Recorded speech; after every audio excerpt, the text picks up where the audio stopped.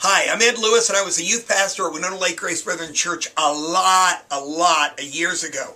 In fact, I think it was 85 years ago that I was a youth pastor. So, no, not really, but I think I was the first official youth pastor at the church. I recall then when Charles Ashman talked to me about that role and whether I would be interested in doing it.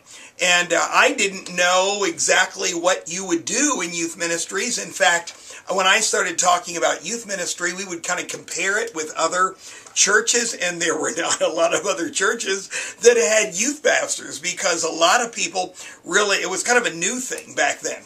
But what has happened through the years is just incredible, because I thank God for youth ministry, because when you have a youth ministry, it's not a substitute for the home. It's not at all. It's a supplement to the home, but it helps students when they're making major decisions in their lives. And so when young people themselves are deciding, hey, I know you love me, Mom, and I know you love me, Dad, but where do I fit in society?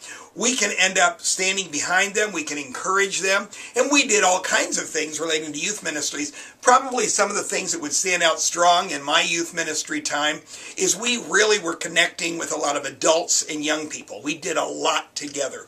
And the other thing we did, we were very involved in ministry trips. No time were we ever involved without not doing ministry trips. We went to New York, we went to Niagara Falls, we went to Washington, D.C., we would go to rescue missions, we would go to Kentucky, we would go all over the place and serve, because I believe that's one of the things that students can do, and it's a real encouragement. Another thing that we did, we started the thing, it would be funny now, kind of thinking through it, it was a Golden Ages banquets. We would always be young people, those people over 50 would be the ones that were eligible for a Golden Age banquet, and our young people would put that on every year.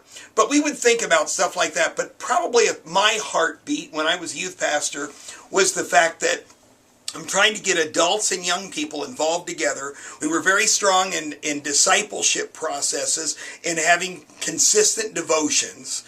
We would also have times where we would have teaching, but we would also have times where we were trying to get young people themselves to reach out beyond themselves. And it's so incredibly encouraging to me to see how God uses those experiences in people's lives. Everybody has their own choice. They can do whatever they want. But what an incredible thing to have a youth ministry in a Bible teaching church that stands true to the Word of God.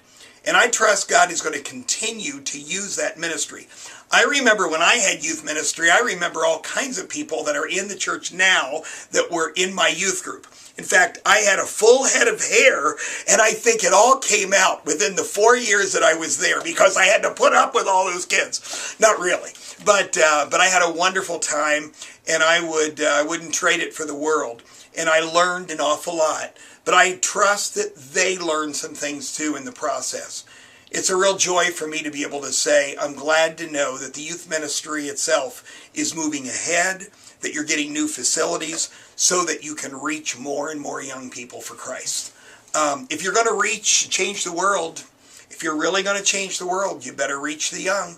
You better go after them, because it's their world, and they're the ones that are out there, and we need to be really doing whatever we can to encourage them. We always say this, Christianity is only one generation away from extinction.